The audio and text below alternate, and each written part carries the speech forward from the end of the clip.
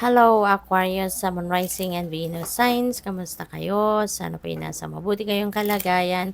Welcome back po sa Star Tarot. At kung bago kayo dito, welcome din po kayo. Please subscribe, like, share my videos, and leave me a comment kung nakaresonate po kayo. Thank you. So, tignan natin kung ano yung mga messages ni Aquarius for today. Ayan, lumipad na mag-isa.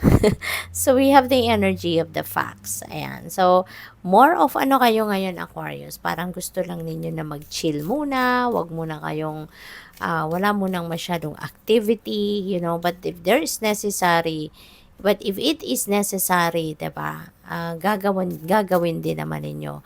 Meron din ditong, more of observation, no? More of pagmamatsyag, yung parang pinag-aaralan, nagmamasid, yung ganon.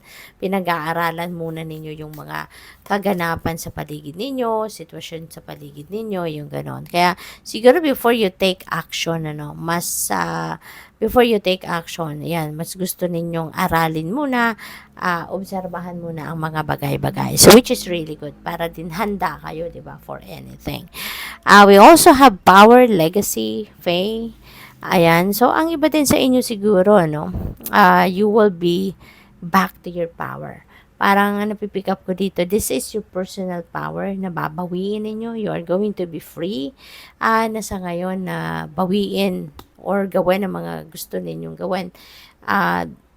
Dito. You are ready to reclaim your power, you reclaim your freedom, to be yourself, 'di ba? To decide for your own, yung ganon. At you are ready now to build your own legacy, kung ganon. Kumbaga, so baka dati kasi hindi mo magawa-gawa yan, no? Baka kasi you allowed other people to run your life in the past, pero ngayon, eto na, babawiin mo na ang kapangyarihan mo over yourself, and ito na, gagawin mo na kung ano ang gusto mo. Diba? Ikaw na yung ngayon magde-decision para sa sarili mo, which is really beautiful. We also have healing wand. Ayan. So, baka iba sa inyo din dito, Aquarius, is a healer. Okay? At maaring gumagamit kayo ng tools, katulad na lamang ng healing wand na ito, para manggamot. So, baka kayo ay crystal healer, pwede rin na kayo ay spiritual practitioner, no? At gumagamit kayo ng tools, pwedeng gumagamit din kayo ng mga divination tools para manggamot ng mga tao. Kasi 'di ba, yung healing naman, it's not all about physical healing, 'di ba? Ang iba kailangan natin mag-heal ng ating inner child, kailangan natin mag-heal ng ating emotional troubles, mental troubles, yung mga ganon. So, maaari na ang iba sa inyo dito gumagamit ng healing wand, no? At ito, yung healing wand na to is parang parang rose quartz, no? Ang crystal na yan. Or po pwede rin na selenite wand yan, no? Yung gano'n. So, baka ang iba sa inyo gumagamit ng ganyan when you are practicing your healing. So, good luck. Thank you for watching. So, tignan natin kung ano pa ang ganap for you.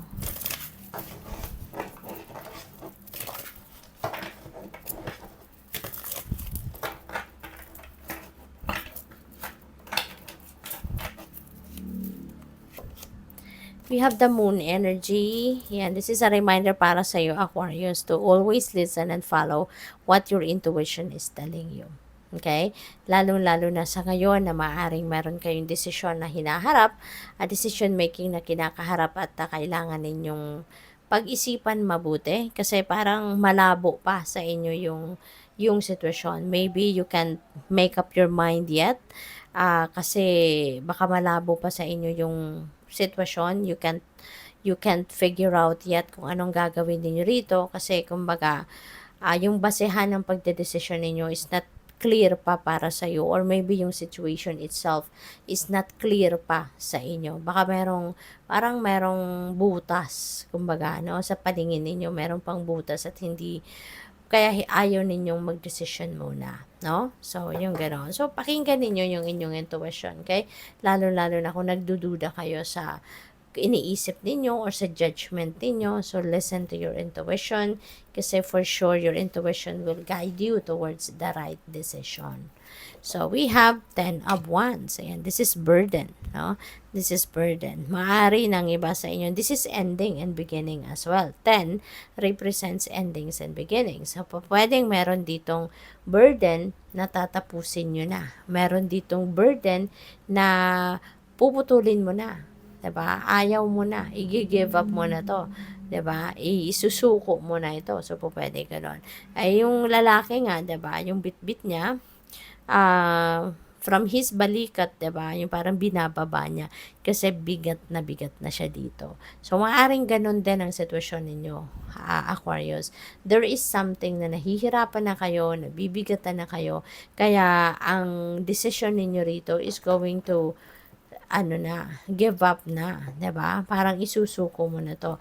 Pwedeng iba-iba 'to, no? Depende sa inyong sitwasyon. Pwedeng trabaho ito, pwedeng sa pamilya ito, pwedeng ganun, pwedeng relationship na nahihirapan na kayo. So, it's either i-give up mo na 'to totally, ayaw mo na, or pwedeng hihingi lang kayo ng tulong, you know?